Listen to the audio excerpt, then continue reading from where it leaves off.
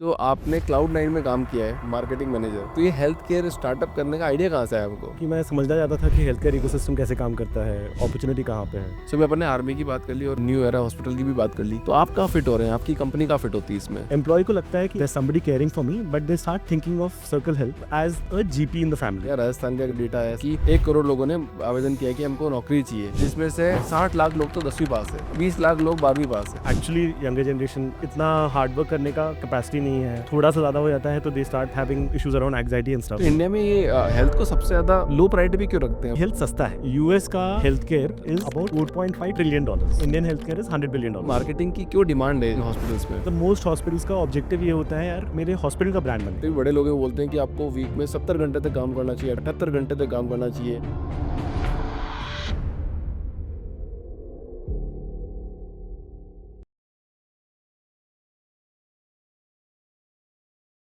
तो आपने क्लाउड9 में काम किया है मार्केटिंग मैनेजर, तो ये हेल्थ केयर स्टार्टअप करने का आइडिया कहाँ से आया हमको?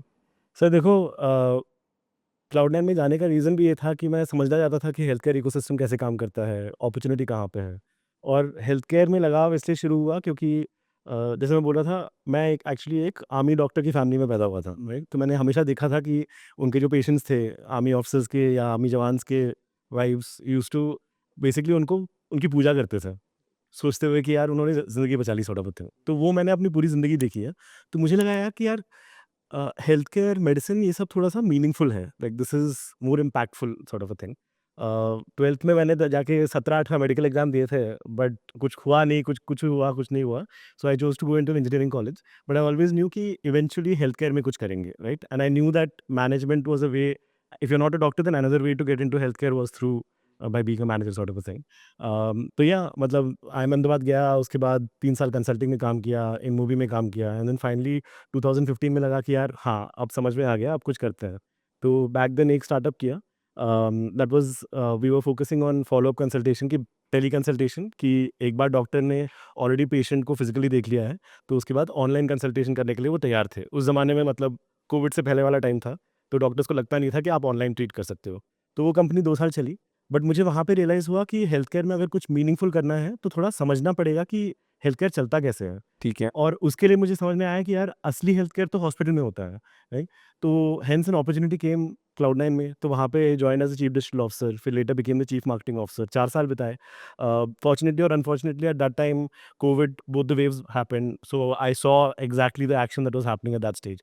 तो हेल्थ केयर का डिसेंट समझ में आया कि क्या होता है। So to specifically answer your question, I think health care में जाने का इंटेंशन तो मतलब 17 साल की उम्र से ही था। ठीक है। ये जस्ट पाथ थोड़ा ऊपर-नीचे होके यहाँ पे पहुँचे sort of a thing, right? तो आप कहाँ फिट हो रहे हैं? आपकी कंपनी कहाँ फिट होती है इसमें? हाँ, तो बेसिकली लाइक दी 2 चीज़ों का इंस्पिरेशन था।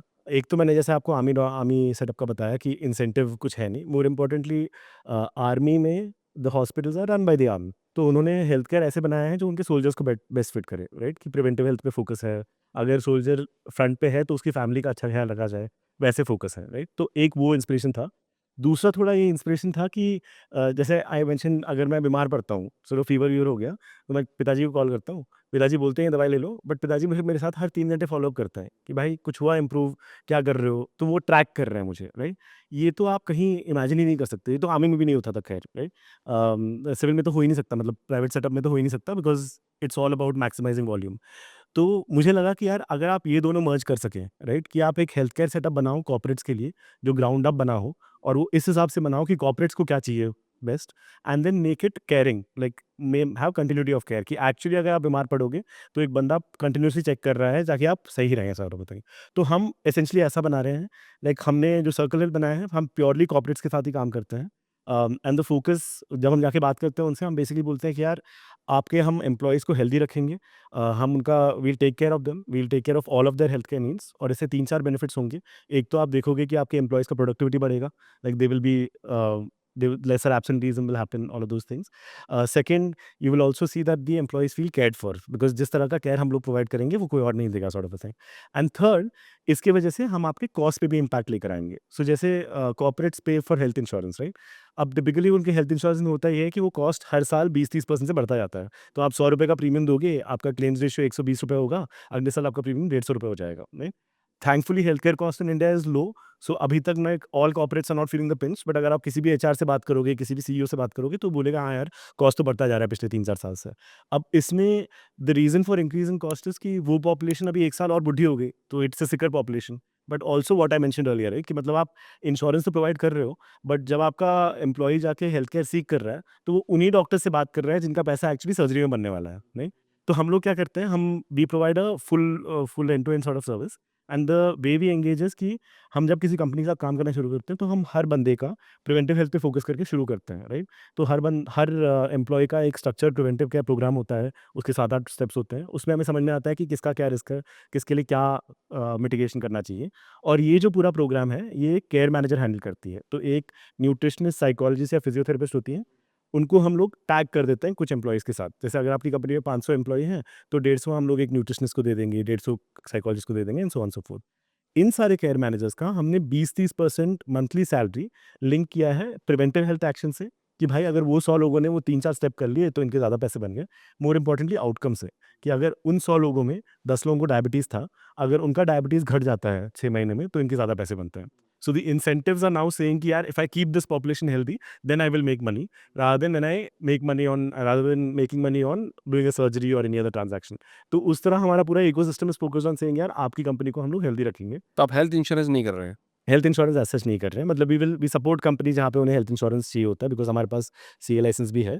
But the focus is basically on saying कि यार, आपकी पॉपुलेशन को पूरा हेल्दी रखेंगे, आपकी कॉस्ट पे इम्पैक्ट लाएंगे, और आप देखोगे कि इंप्रूवमेंट होगा। बट कैसे मेजरमेंट कैसे हो रहा है इसका मतलब? सो सर, इसमें like some of the things that we can talk about is कि जैसे मैंने बोला, typically companies run at 110-120% claims ratio. Claims ratio is कि आपका कितना खर्चा हुआ हेल्थ केयर पे, लाइक कितना इंश्योरेंस ने पे किया, divided by the premium that you paid, right?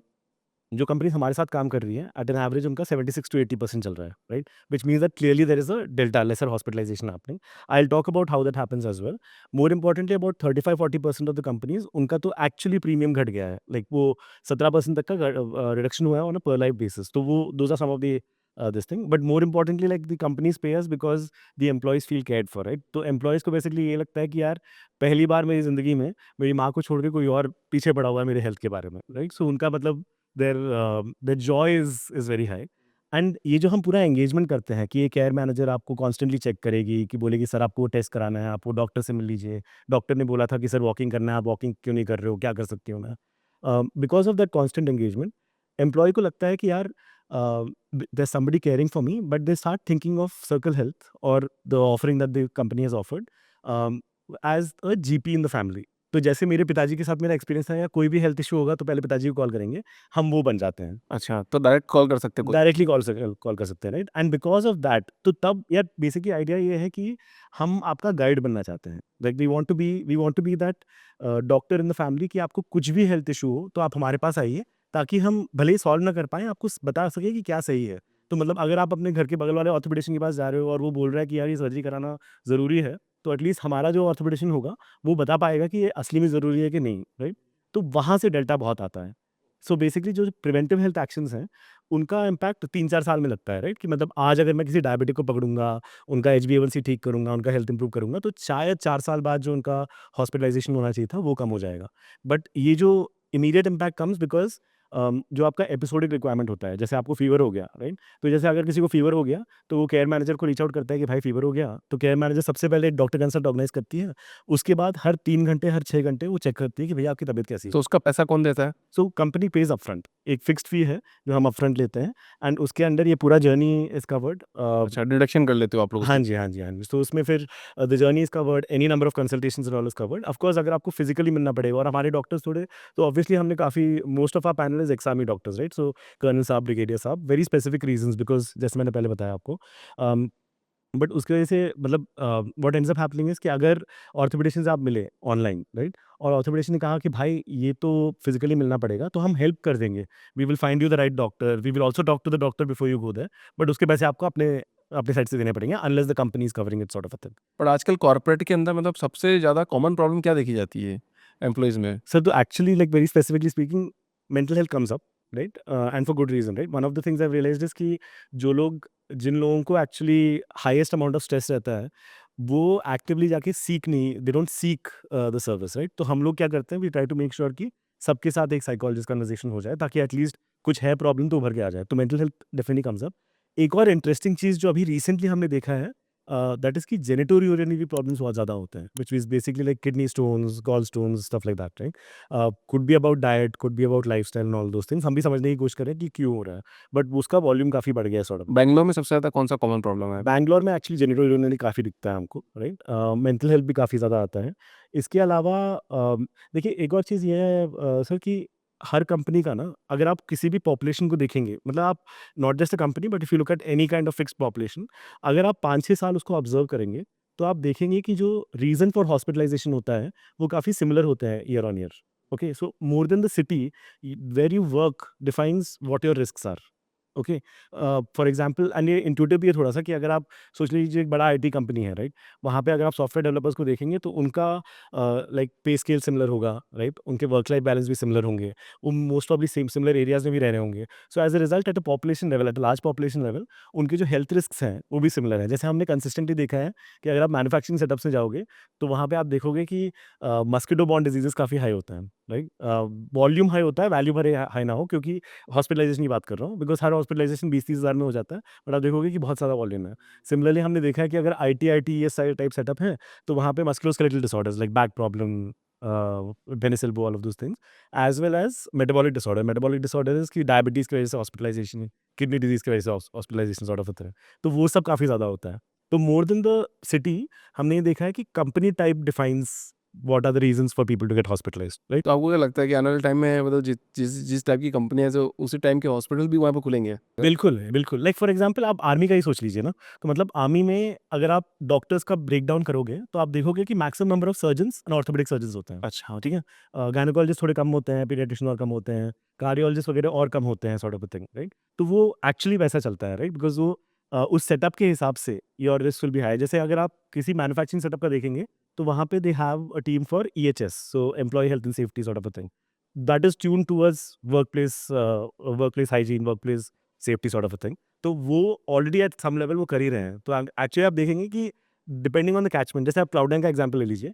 क्लाउड9 में basically like the hospital is setup जहाँ पे हाई राइज बिल्डिंग बहुत ज़्यादा है। हाँ। ओके, प्राइमरली बिकॉज़ वहाँ पे there will be enough concentration of people who can pay the क्लाउड9 काइंड ऑफ फीस, राइट? क्लाउड9 will not be set up in a very small town, it will not be set up in the outskirt of a city. तो वो location और work के हिसाब से तो definitely health care define होता ही है, right? Across the board sort of a thing. तो इंडिया में ये हेल्थ को सबसे ज़्यादा लो प्रायोरिटी भी क्यों रखते हैं? Why it is reactive?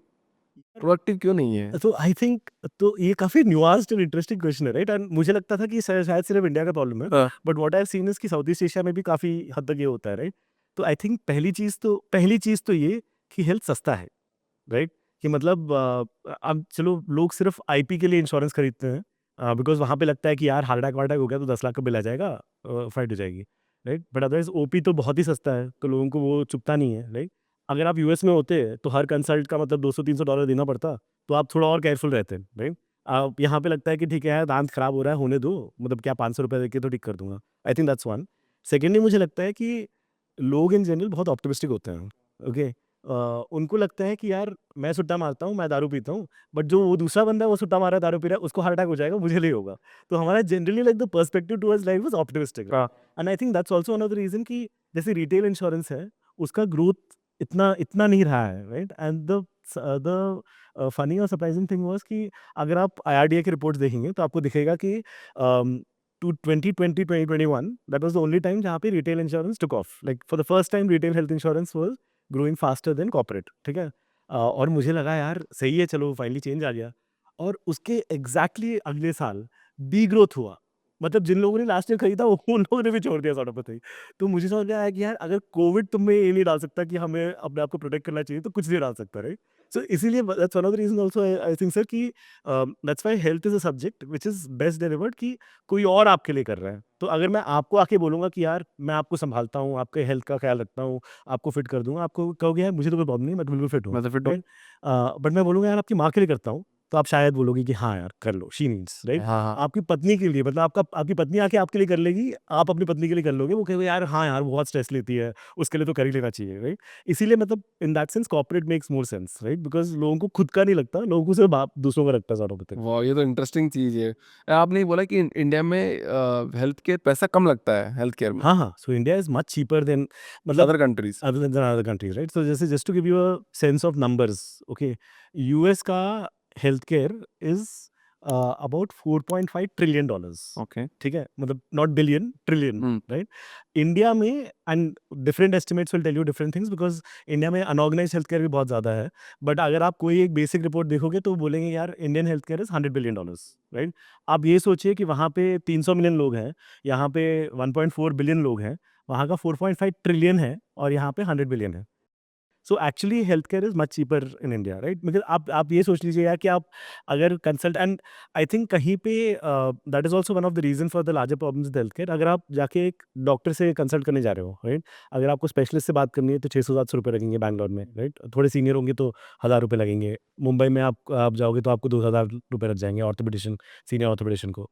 अब look at the price of that, right? मतलब उस बंदे ने 6 साल एमबीबीएस, 10 साल और पढ़ाई, उसके बाद 20 साल का एक्सपीरियंस, और उसके बाद आप जाके उसे 500 रुपये दे रहे हो for a consult, right? So that is also one of the reason कि इंसेंटिव थोड़े वो हो गए, बिकॉज कंसल्ट में तो पैसे बन ही नहीं रहे हैं भाई। मतलब बनने के लिए ज़्यादा पैसा खर्च करना पड़ रहा है पर आप कमा कम रहे हो। हाँ, राइट, एग्जैक्टली, राइट। एंड अब देखो at the end of the day, देखिए एक और चीज़ मुझे ये लगता है कि यार कोई भी बंदा जो हेल्थ केयर में आता है वो ये सोच के नहीं आता है कि यार बहुत पैसे बनाऊंगा, राइट? स्पेशली डॉक्टर्स वॉक्टर्स, तो जितना एफर्ट उन्हें लगता है डॉक्टर बनने के लिए, उसमें तो मतलब they have to have a higher goal कि यार ये नोबल प्रोफेशन है, ये मैं कुछ अच्छा करूंगा। But eventually like economics will play out, right? मतलब कि at some point of time, that's why the referral thing happens, that's why you're looking for other opportunities to make money. So ये सब मतलब it is part of a larger ecosystem problem than anything else. Dentist लोग ज़्यादा पैसा कमाते हैं क्या, यार या वो उसने बनते हैं? ऐसा तो मतलब ऐसा स्पेसिफिकली है नहीं, मतलब देखिए एक्चुअली देखो अभी डॉक्टर्स की बात कर रहे हैं तो प्रॉब्लम मेडिसिन में ये भी है कि एक्सपीरियंस इक्वल्स अर्निंग, राइट? तो आप अगर 40 साल की उम्र में हो तो आप बस शुरू कर रहे हो, you got 10 years of experience, आपने 30 तक तो पढ़ाई की होगी, उसके बाद आपके पास 10 साल का एक्सपीरियंस है, आप by the time you reach 50-55 is when you will really start earning sort of a thing. तो मतलब लाइक रियल मनी, राइट? जैसे आप सीएक्सओस देखते हो बाकी कंपनीज में, उस टाइप का पैसा तो आपको 50 टच करने में ही बनता है। ऑफ कोर्स एक्सेप्शंस होते हैं, हर स्पेशलिटी में वो होता है, but generally like even dentist का सिमिलर वो होता है, राइट? मतलब and the other thing is that it is very local based, right? मतलब इट्स वेरी हाइपर लोकल। ये हमारी तरह हमारे वाली जॉब्स नहीं है कि आज आप बैंगलोर में हो, कल आप किसी और शहर चले गए, आपको और जॉब मिल गई और आपने वो कर दिया। आप एक बार जाके किसी एक जगह रुक गए, एक कैचमेंट में रुक गए, तो आपको लार्जली ज़िंदगी वहाँ बितानी चाहिए, राइट। राइट? बिकॉज़ तब आपका रेपुटेशन बनेगा और तब वो होगा।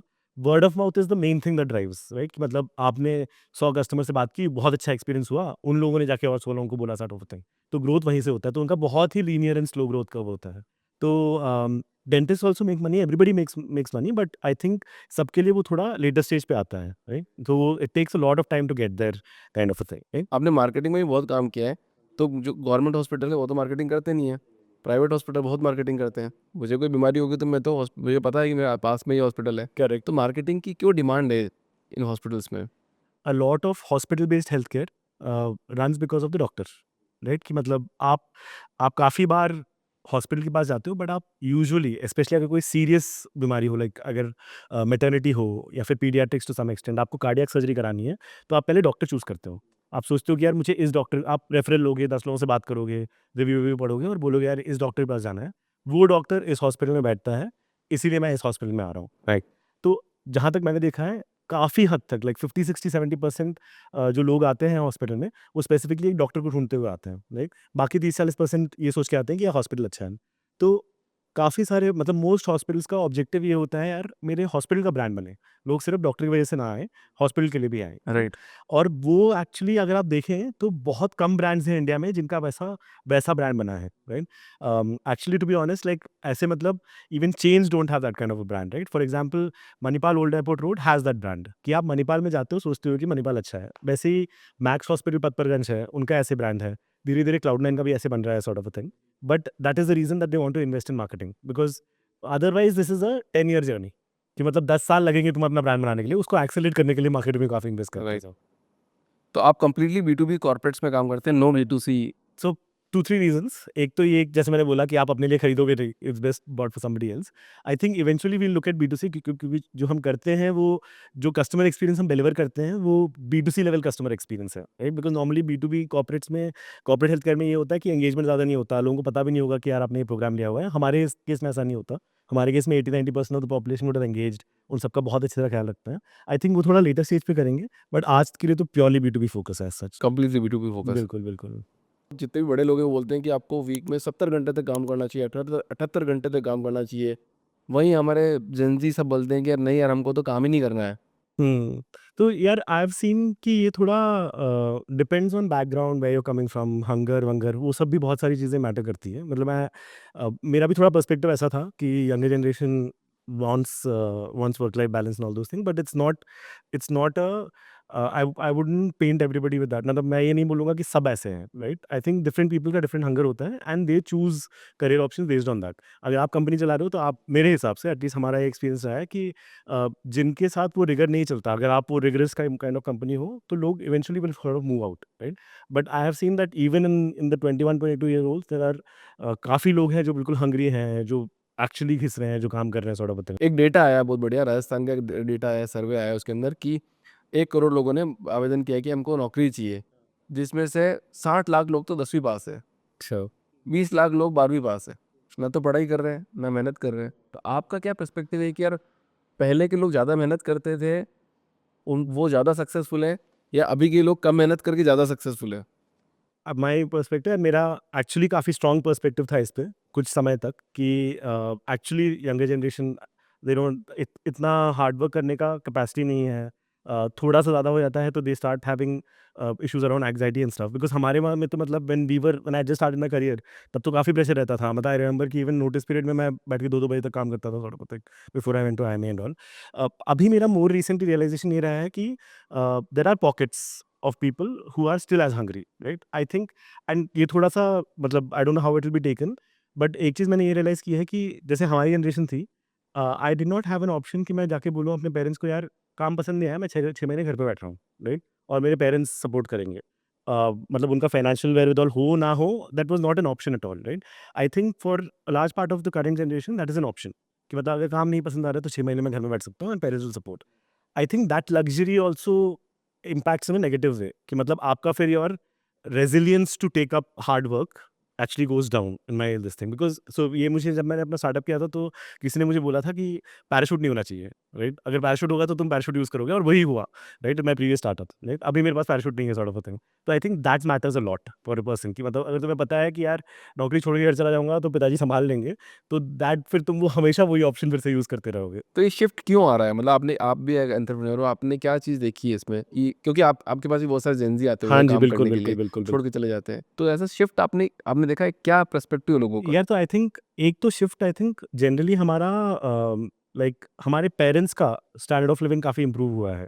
मतलब compare to my parents versus Gen Z's parents, I think their ability to support is a lot more, right? अगर मैं जाके बोलता कि यार मुझे 1 साल ऑफ ईयर लेना है, तो मेरे पिताजी ने तो मुझे 12th और ग्रेजुएशन के बीच में ड्रॉप नहीं लेने दिया, राइट? तो अगर मैं ग्रेजुएशन के बाद बोलता कि यार मैं दुनिया घूमना चाहता हूँ, चिल मारना चाहता हूँ, तो ऑप्शन नहीं होता। मतलब वो रो-रो के कर देते, बट फिर भी वो फाइट होती। तो आई थिंक एक वो बहुत बड़ा फैक्टर है, because this thing has kind of gone up. Also मतलब typically the standard answer on this will be यार सोशल मीडिया का इन्फ्लुएंस है, एक्स-वाई-ज़ेड है, people are more aware of their mental health.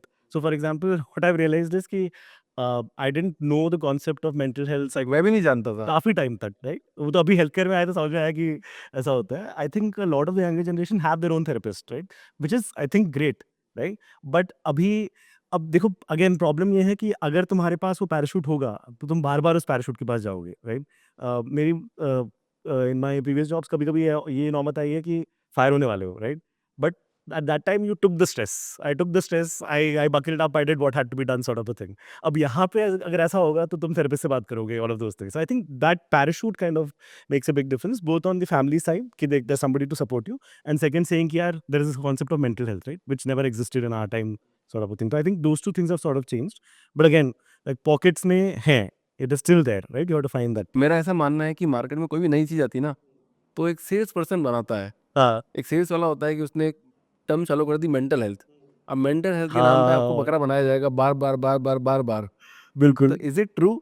इतना भी मैं ये नहीं बोलूँगा कि फैड है, राइट? बिकॉज़ अगर आप मतलब अगर आप डेटा देखोगे, तो आप एक्चुअली देखोगे कि suicide rates and all have gone up. तो ये तो शुरू से होता आ रहा है ना। नहीं, बट वो रेट्स हैव एक्चुअली इंक्रीज़्ड। कितना इंक्रीज हुआ? पॉपुलेशन भी उसी हिसाब से इंक्रीज हो रही है। नहीं, नहीं, मतलब मैं परसेंटेज ऑफ द पॉपुलेशन के हिसाब से बोल रहा हूँ। जैसे एक काफ़ी पॉपुलर साइकियाट्रिस्ट हैं, उनके साथ मेरी बहुत डिटेल कन्वर्सेशन हुई थी। तो वो ये बता रहे थे कि भैया एक्चुअली डेटा सेज़ कि like general satisfaction and all is lower as compared to earlier. One data point for that is the number of suicides that happen per 100 people in the population sort of a thing. So that has actually gone up, right? And इसके लिए मतलब again ये बहुत standard वो है, but definitely social media plays a role, right? कि मतलब आप अभी आप कितना doom, like I end up spending 3 4 5 hours a day on LinkedIn and all of these other things, right? अब वो कोई और अच्छा कर रहा है, कोई और वो कर, मतलब is going in parting, and because ये तो मतलब स्टैंडर्ड है, we don't even need to spend time on this, but हाँ, ये तो अंडरस्टूड है ना कि आप तो बेस्ट फेस डालोगे सोशल मीडिया पे। राइट। तो I think that creates lot of insecurity and all.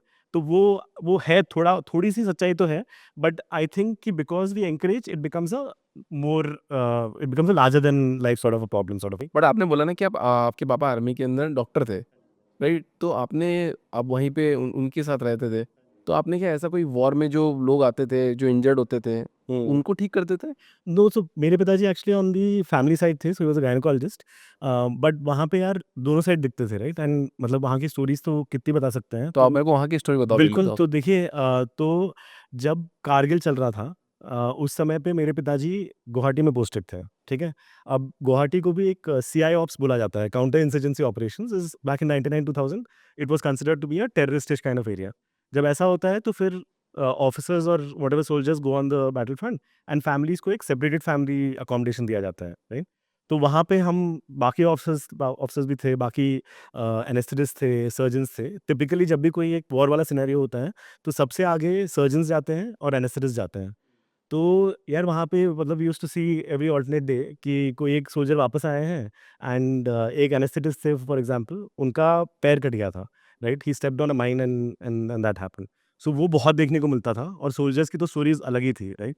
उससे पहले एक्चुअली बिटवीन 94 टू 96 मैं उधमपुर में था, मतलब मैं, मेरे पिताजी वहाँ पोस्टेड थे, और उधमपुर उस समय पे एक्चुअली पीस माना जाता था। सो आर्मी में there is field and peace, right?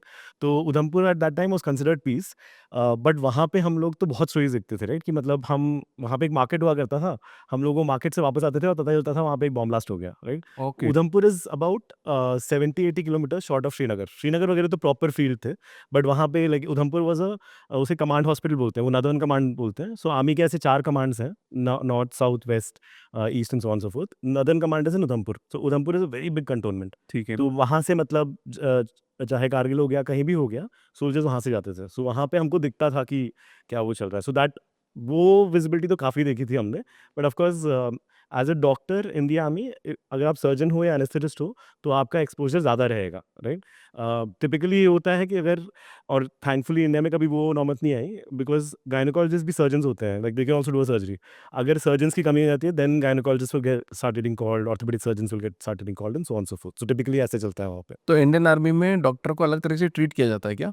यार अब मतलब अलग तरीके से in the sense, I think pay scales are higher. So typically what I understand is, और मैं एक्सपर्ट नहीं हूँ, मुझे भी काफ़ी टाइम हो गया, but typically pilots and doctors, उनका सबसे ज़्यादा पे स्केल होता है, राइट? जनरली इंजीनियर्स का भी हाई पे स्केल होता है, because they are like what should I say, skilled, this thing, well trained sort of a thing. However, there उनका growth थोड़ा limited होता है, मतलब like army doctor will never become the chief of staff, right? That will always be an infantry officer, right? Infantry is basically foot soldiers, right? So वो या तो infantry officer होगा, maybe armored officer होगा, armored is tanks and all of those things, तो वैसे officers बनते हैं typically। engineering officer और medical officer will never become the this thing, and fact ये है कि मतलब finally army is about the front line, right? तो doctors will not be on the exact front line, और वहाँ भी थोड़ा वो classification होता है कि एक regimental medical officer बोलते हैं, who's typically an MBBS, he will be there on the border itself, मतलब वो exactly front line में होगा। जैसे आपने border देखा होगा, तो वहाँ पे there is some medical person who's there, he may be an officer or not। फिर जो बोफर्स का रेंज होता है, वहाँ पे बाकी सेटअप होता है। तो ये फील्ड एम्बुलेंस बोलते हैं इसको, कि बेसिकली इट इज़, वो टेंट्स में ही पूरा हॉस्पिटल चलाते हैं, और वो एक जगह से दूसरे जगह मूव करते रहते हैं depending on where the need is, right? और वहाँ वो फील्ड एम्बुलेंस में एक एनेस्थेटिस्ट और एक सर्जन हमेशा रहेगा, राइट? और वो then it keeps on graduating. ये पूरा हब एंड स्पोक में चलता है, राइट? तो मतलब जैसे जम्मू एंड कश्मीर में अगर कुछ भी वो इशू होता है तो there is front line, there is field ambulance, उसके बाद और सीरियस है तो फिर वो कमांड हॉस्पिटल उधमपुर में आ जाएगा सॉर्ट ऑफ। ओके। तो वैसे स्ट्रक्चर होता है ये। तो मतलब आपको लगता है कि मतलब वो इंडियन आर्मी के अंदर अपने जितने भी डॉक्टर्स हैं तो सफिशिएंट डॉक्टर्स हैं for Indian army to serve this nation? यार देखो, आई थिंक ओवरऑल मतलब फ्रॉम व्हाट आई क्योंकि नो आपने एंड ग्राउंड पे देखा है हाँ, स्थिति, हाँ। इसलिए मैंने ये सवाल पूछा आपसे। तो एक्चुअली मैं आपको कंपैरिजन देता हूँ बिकॉज मैंने अभी प्राइवेट सेटअप में भी काम किया है। तो लाइक अगर प्राइवेट सेटअप में जैसे क्लाउड9 ले लो या कोई भी और वो ले लो, अगर आप गायनेकोलॉजिस्ट हो, आप महीने के 100 डिलीवरी कर देते हो तो वो बहुत बड़ी बात है, राइट? मतलब अगर 100 डिलीवरी कर रहे हो तो मतलब कुछ और ही लेवल पे हो आप। आर्मी में आई रिमेंबर कि मेरे पिताजी दिन में 200 पेशेंट का ओपीडी करते थे, राइट? उनके मतलब like in peak time and all those things and depending of course on the station, right? तो मतलब जैसे अगर आप दिल्ली में हो तो दिल्ली बहुत बड़ा कंटोनमेंट है, तो वहाँ पे आपके बहुत सारे पेशेंट्स होंगे। सिकंदराबाद बहुत बड़ा कंटोनमेंट है, उधमपुर थोड़ा सा छोटा है उस हिसाब से, गुवाहाटी थोड़ा छोटा है। तो उनके मतलब महीने में 100-150 तो ऐसे ही होते थे, like deliveries, and he may not even participate in all of them. So I think generally like at least जहाँ तक मुझे याद है, जहाँ तक मुझे पता है, ऑफिसर्स की ही शॉर्टेज है, राइट? शॉर्टेज होती थी। अभी I think some of that has been corrected with the Agniveer scheme and all, थोड़ा-सा आई थिंक और इम्प्रूवमेंट हो रहा है। बट आर्मी में डॉक्टर्स का शॉर्टेज तो हुआ करता था in that sense, and typically like a good station जैसे उधमपुर में एक कर्नल लेवल के ऑफिसर होंगे विद इन अ डिपार्टमेंट, उनको एडवाइज़र बोलते हैं, और उनके अंडर 2 स्पेशलिस्ट होंगे, वो दोनों लेफ्टिनेंट कर्नल लेवल के होंगे। तो मेरे पास डेटा नहीं है कि वो शॉर्टेज था कि नहीं, बट जैसे मेरे पिताजी काम करते थे उससे लगता तो था कि उस टाइम पे थोड़े ओवरवर्क तो थे कि शॉर्ट उन्होंने वो शॉर्ट थे। ज़्यादा ओवर स्ट्रेच काम किया। थोड़ा तो था, थोड़ा। सो आप आर्मी के वहाँ से बिलोंग किया आपने, देन आपने आपका स्टार्टअप किया, तो आर्मी में एक चीज़ बोली जाती है कि यार अगर किसी चीज़ का ऑपरेशन कर रहे हैं या फिर किसी चीज़ का ट्रीटमेंट कर रहे हैं तो वो उसी चीज़ का ट्रीटमेंट करेंगे, एडिशनल चीज़ नहीं दी जाएगी उनको। बट आज के हॉस्पिटल में देखा जाए तो अगर आपको कुछ हुआ है तो एक एडिशनल चीज़ भी दी जाएगी। बिल्कुल। अगर आपको बैक पेन हुआ है तो पूरा आपका एमआरआई करा दिया जाएगा, सीटी स्कैन भी करा दिया जाएगा। यार तो इसके लिए आपको ये समझना पड़ेगा कि ये बिज़नेस मॉडल क्या है, राइट? प्राइवेट हेल्थ केयर का बिज़नेस मॉडल मॉडल बेसिकली ये है कि अगर ज़्यादा ट्रीटमेंट होगा, तो ज़्यादा पैसे बनेंगे, right? Revenue is directly linked to the amount of care that is provided. So अगर आप ऐसा इंजन बनाओगे जिसमें the north star metric is कि यार कितना केयर डिलीवर हो रहा है, तो obviously all parts of the engine वो पुश कर रहे हैं कि भैया वो केयर ज़्यादा डिलीवर हो, राइट? आई थिंक इसमें आप किसी एक इंडिविजुअल सेगमेंट लाइक डॉक्टर्स या फिर हॉस्पिटल ओनर्स या फिर किसी और को ब्लेम नहीं कर सकते, राइट? इकोसिस्टम बना ही ऐसा है, राइट? वर्सेस आर्मी में जैसे ये मेरा कांस्टेंट ऑब्जर्वेशन था, और बिफोर स्टार्टिंग सर्कल हेल्थ मैंने काफ़ी आर्मी ऑफिसर्स, उनके बच्चों वच्चों से बात किया था। तो people will come and complain about कि यार डॉक्टर रूट था, कहीं नेग्लिजेंस हो गया, या फिर वेट करना पड़ा and all of those things. But कभी कोई ये आके नहीं बोलेगा कि यार डॉक्टर ने अननेसेसरली मेरे लिए सर्जरी करा दिया, राइट? बिकॉज उन डॉक्टर्स का कोई इंसेंटिव ही नहीं है, राइट? आप 100 सर्जरी करो, 200 सर्जरी करो या कोई सर्जरी ना करो, आपको सैलरी सेम मिलनी है, right? So then the focus is purely saying कि ये सही है आपके लिए तो मैं यही करूंगा, sort of a thing, right? Versus अगर आपने अभी एक ऐसा सिस्टम बना दिया जहाँ पे उस सर्जरी जिसमें मतलब, एंड ये मेरा पर्सनल एक्सपीरियंस भी रहा है, like one of my relatives had like an accident, right? A close relative. तो उनका मतलब हमें पता नहीं था, और उनका एक प्लास्टिक सर्जरी भी हो गया उसमें, सॉर्ट ऑफ अ थिंग। तो and this is the way the engine तो ऑपरेट्स। गब्बर मूवी में सही बताया गया है। हाँ, होता तो है, मतलब होता तो है थोड़ा थोड़ा। और कितना परसेंट? यार तो देखो, अब मैं ये मेरा डेटा नहीं है, but there is actually there was एक स्टार्टअप था बैक इन 2014-15, उन्होंने कुछ रिसर्च किया था, और उन्होंने ये कंक्लूड किया था कि at an average about 44% of the surgeries can be avoided. Okay, 44% is a large number, right? And that breaks down by gynec surgeries, orthopedic surgeries, and all of those things. So there is some amount of unnecessary hospitalization and surgeries that happen, right? And yeah, I think ये एक two-sided story है, right? It's not just about कि provider क्या कर रहा है, rather healthcare doctors and hospitals क्या कर रहे हैं. It is also from the patient's end, right? कि मतलब उनके साइड से भी ये होता है कि यार, अब स्पेशली अगर आप इंश्योरेंस वगैरह में कवर्ड हो, राइट? तो अगर इवन नॉर्मल फीवर, नॉर्मल बुखार है, तो आप चाहोगे कि यार हॉस्पिटल में एडमिट हो जाते हैं, मतलब बाहर रिस्क विस्क क्यों लेना, sort of a thing. Also the other thing that I realised is कि जैसे मेरे पिताजी डॉक्टर हैं, right? तो अगर मुझे 12 बजे भी रात को कुछ इशू होता है, तो मैं अपने पिताजी को कॉल कर सकता हूँ, पिताजी बोलेंगे बेटा पैरासिटामोल खा लो तो कल देख लेंगे।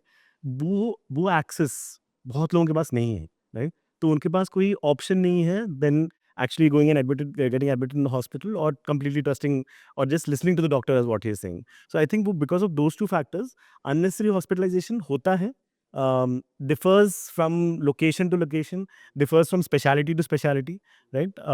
But hota to hai. Doctor को इंसेंटिवाइज करना इट्स गुड थिंग और बैड थिंग?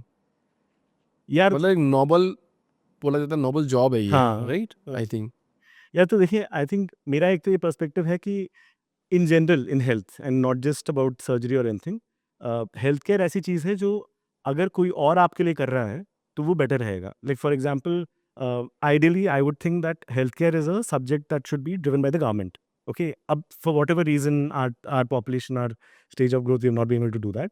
जैसे NHS हो गया, some of the systems are actually done very well, right? Because वहाँ पे somebody else is deciding rather than you। Okay, तो वो थोड़ा I think that's a better structure to have. Incentives हर market में चलते हैं। जैसे अगर आप NHS की बात करो यूके में, तो वहाँ पे इंसेंटिव्स इस चीज़ से एंकर्ड होते हैं कि आपने प्रिवेंटिव हेल्थ में क्या किया, राइट? सो जैसे अगर आप अगर डॉक्टर ने 2 वैक्सीन दे दिए या फिर कोई प्रोटोकॉल फॉलो किया, तो they make more money on that versus other other countries जैसे इंडिया, जहाँ पे ज़्यादा ट्रीटमेंट होगा तो ज़्यादा पैसे मिलेंगे, सॉर्ट ऑफ अ थिंग। तो आइडियली तो आई would think in an ideal setup there shouldn't be like any kind of incentive either to decrease or increase, but the problem about a capitalist society is कि फिर science आगे नहीं बढ़ेगी, हाँ। Right? फिर तो मतलब लोग जहाँ बैठे हुए हैं वहाँ बैठे हुए हैं, तो एक मिक्स की जरूरत है इन that sense, sort of a thing, right? तो आजकल एक नया कॉन्सेप्ट अब बहुत ज़्यादा एक्सट्रीम चल रहा है कि जनरल जनरल मेडिसिन और एक ब्रांडेड मेडिसिन कंपोजिशन सेम है, एक का पैसा बहुत हाई चार्ज किया जा रहा है, एक का कम चार्ज किया जा रहा है। ये कॉन्सेप्ट मेरे को समझ में नहीं आ रहा है। आई मीन अगेन, मैं फार्मा में एक्सपर्ट नहीं हूँ, so I will give you my limited point of view. Typically ये बोलते हैं डॉक्टर्स कि जो ब्रांडेड मेडिसिन है उसमें एक कोई मॉलिक्यूल है जो ज़्यादा इफेक्टिव है, राइट? ये पॉइंट नहीं पता है। हाँ, तो वो बोलते हैं कि एक पर्टिकुलर मॉलिक्यूल होगा जो ज़्यादा इफेक्टिव होगा, वो बहुत स्पेसिफिक होंगे। एंड आप स्पेशली अगर क्रॉनिक डिजीजेस में लोगों से बात करोगे, डॉक्टर से बात करोगे, तो वो बोलेंगे यार मैं तो यही प्रिस्क्राइब करता हूँ बिकॉज ये ज़्यादा इफेक्टिव रहता है, मैंने डेटा देखा है, राइट? अब मतलब now it's down to them in the sense वो एक्चुअली ज़्यादा इफेक्टिव है। It is research papers doctor अपने लेवल पे कहाँ करेगा, right? Because he is seeing 200 patients, how can he really do a research paper saying this medicine is more effective than others? But typically what I have heard and the feedback from doctors is कि यार there is usually a molecule in a branded medicine that actually works better for specific conditions, right? In a lot of cases they will themselves come and say ki generically sort of a thing, right? Also the other issue, the other problem that happens is ki um, generally, and doctor shouldn't, but वो typically जब prescription लिखते हैं तो brand का नाम लिख देते हैं, हाँ। राइट? वो जेनरिक का नाम ही नहीं लिखते हैं बिकॉज वो कॉमन भी हो चुका है, right? So for example Crocin is a brand name, right? But सबको क्रोसिन पता है। हाँ। आप उसका मॉलिक्यूल नाम बताओगे तो फिर पेशेंट भी घूम जाएगा और बाकी भी दिक्कत हो जाएगी, सॉर्ट ऑफ, राइट। राइट? तो वो थोड़ा मल्टी साइडेड प्रॉब्लम है, but in certain medicine definitely there is a molecule angle कि branded medicine is better than this, sort of. Thank you so much sir. Thank you sir. It was really absolutely great pleasure, love the conversation. और काफ़ी पूरा सीखने को मिला कि हमने army से लेकर हॉस्पिटल इंडस्ट्री तक सब कुछ जान लिया एंड आप कहाँ फिट होते हो उसमें वो भी पता कर लिया। तो thank you so much for coming in this show. Thank you यार, अ प्लेजर यार, thank you so much. Best of luck sir. Thank you so much.